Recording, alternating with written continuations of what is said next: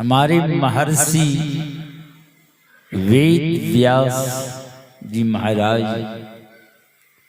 18 पुराण की रचना की।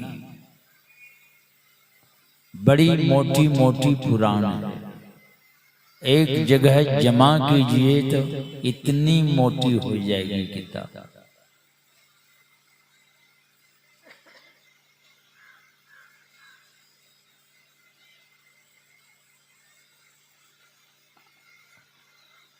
मगर तसल्ली नहीं हुई महर्षि जी को, तो उन्होंने 18 पुराणों को निचोड़ करके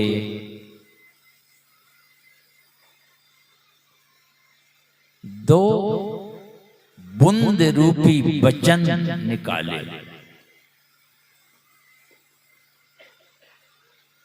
जब इतनी मोटी है 18 पुराण, लाखों लाख शब्द हैं उसमें,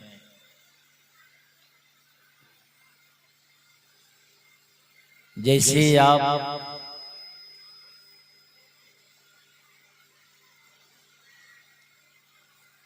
कुछ ऐसी जड़ी बूटी है पीस पास के छान छून के निकालते हैं, वो थोड़ा सा जूस निकलता है। वे 18 पुराणों का निचोड़ दो वचन निकाले।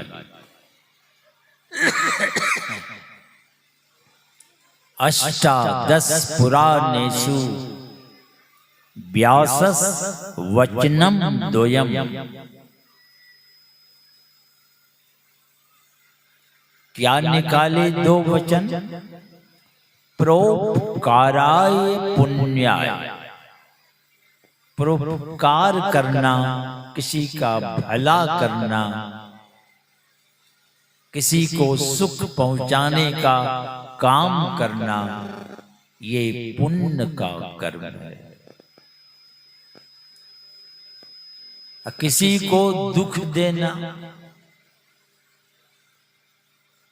ये पाप कर्म कहा।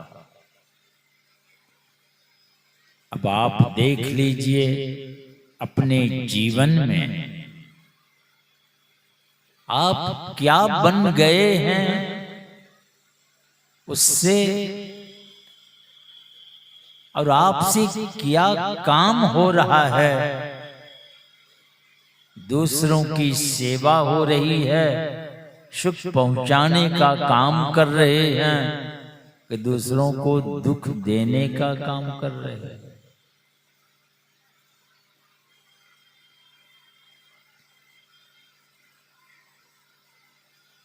ये पाप और पुण्य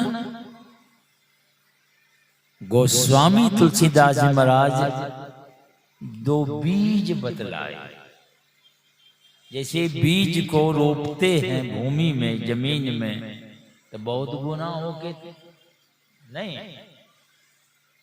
तो ये पाप पुण्य दो बीज है।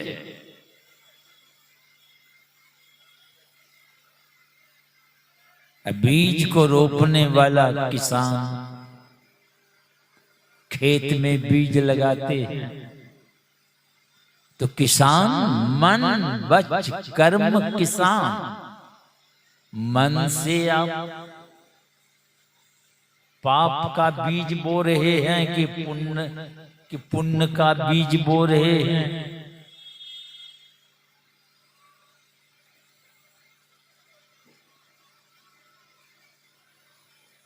तो मन से वचन से भी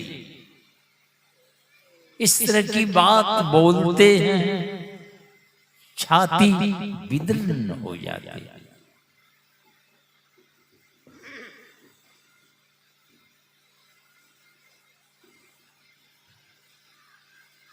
लोग दुखी हो जाते हैं।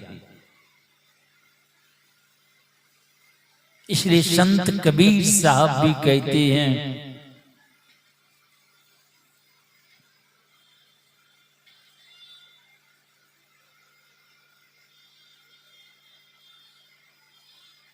क्या कहते हैं, कटुक वचन मत बोल रे।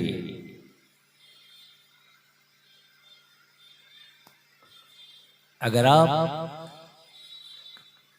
कटुक वचन नहीं बोलते हैं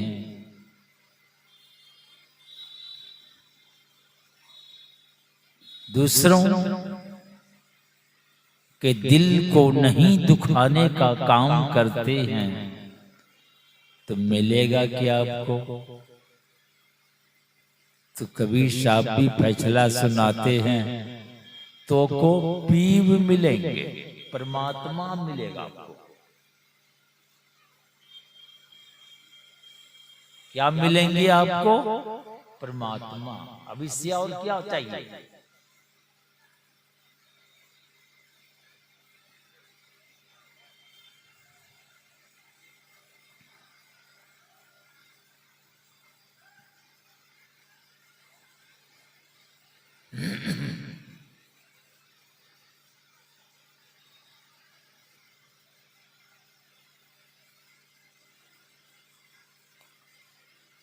काम में क्रोध अहंकार कल्पना दुर्मति दूर करो।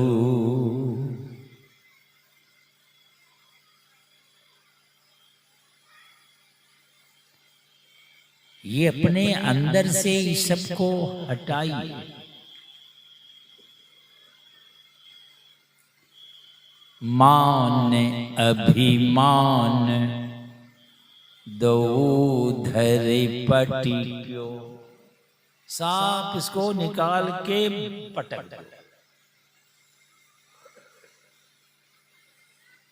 निसंकर चलो, निर्भय होके।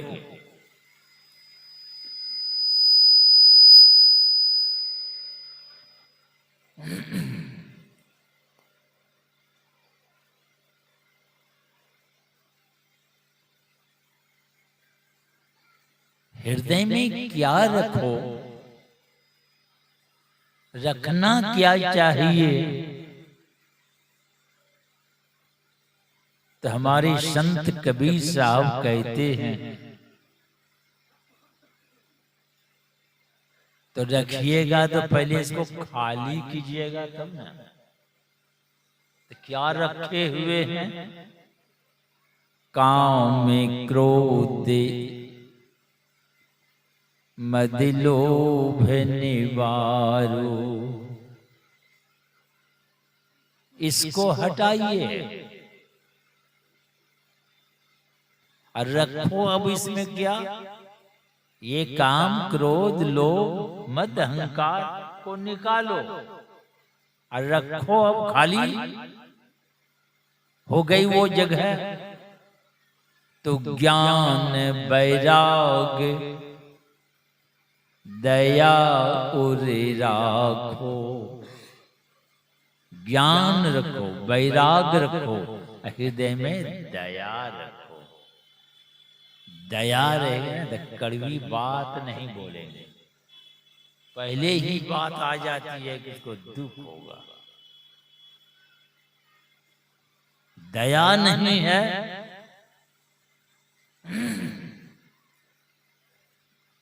बड़ी मुश्किल है वहां।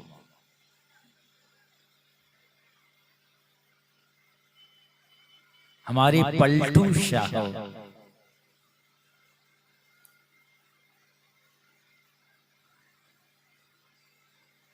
वे वर्णन करते हैं,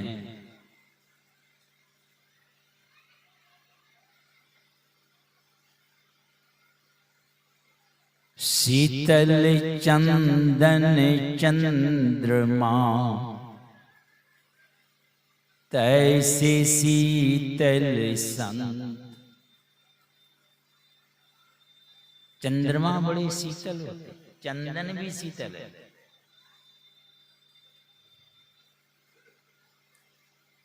उसी तरह संत भी शीतल होते हैं।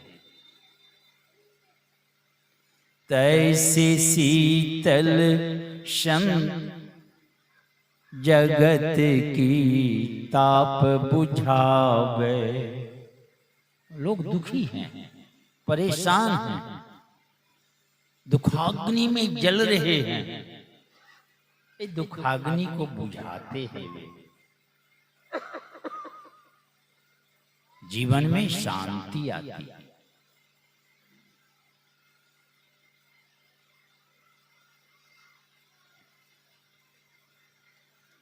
माया जाके निकट न आवे,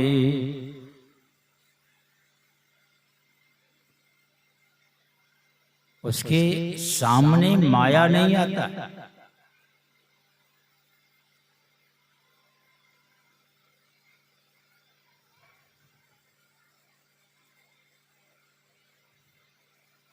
और अंतर की वो जो आवाज है,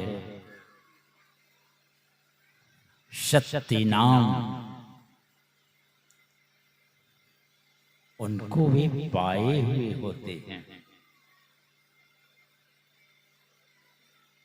सत्य नाम जिन पाया है,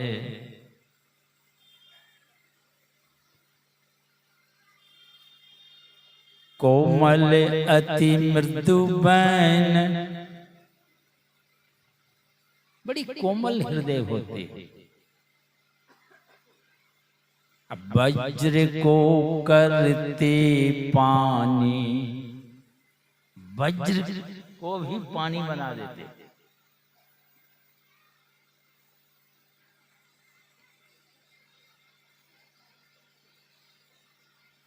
लोग परेशान रहते हैं, दुखी रहते हैं,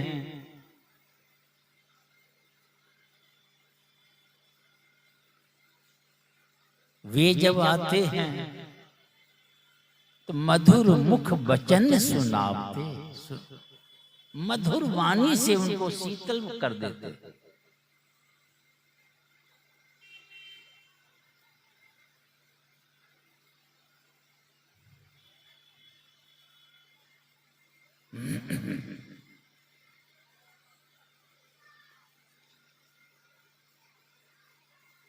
तो ये कर्म प्रधान है संसार में। कर्म दो भाग में बट गया, अच्छा खराब, पाप पुण्य में।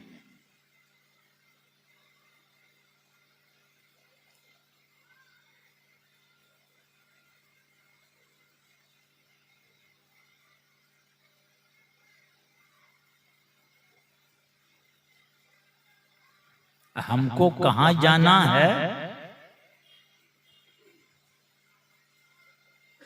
पहुंचना कहां है, सवाल तो ये है। तो संत कबीर साहब कहते हैं, जहां नहीं सुख दुख साच झूठ नहीं, पापन पुण्य पसारा। वहां सुख भी नहीं है, दुख भी नहीं, न साच है ना झूठ है, न पाप है ना पुण्य है। वहीं चलना है। वो कौन सा कर्म है जो आपको वहां पहुंचाएगा?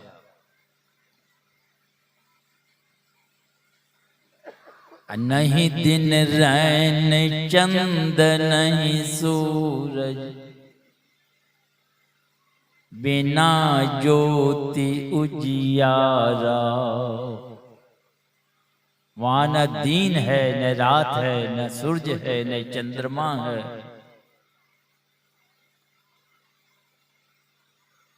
मगर वहां प्रकाश है, वहां अद्भुत प्रकाश है।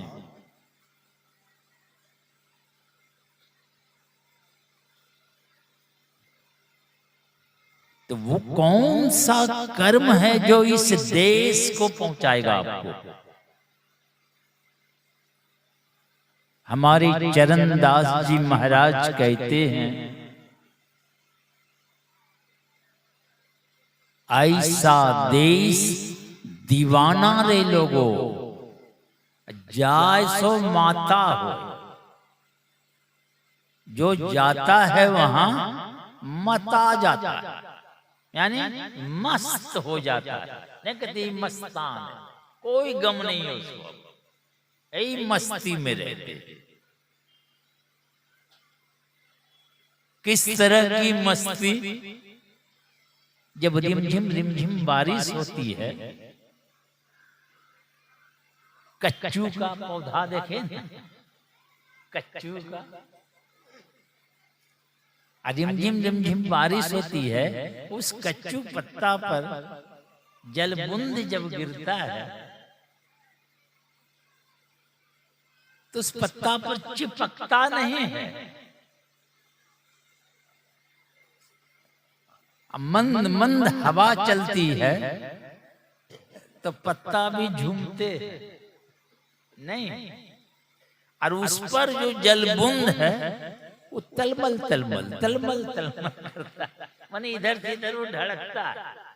पत्ता का भी बनावट है, उसमें जलबूंद हो गया है, वो तलमला रहा है। पत्ता उसको गिराता नहीं है, अपने वो जल अपने वजन से ढरकते रहता है, पत्ता पर से गिरते रहता है, अब पत्ता मस्ती में झूमते रहता है। वैसे ही मस्ती होती है,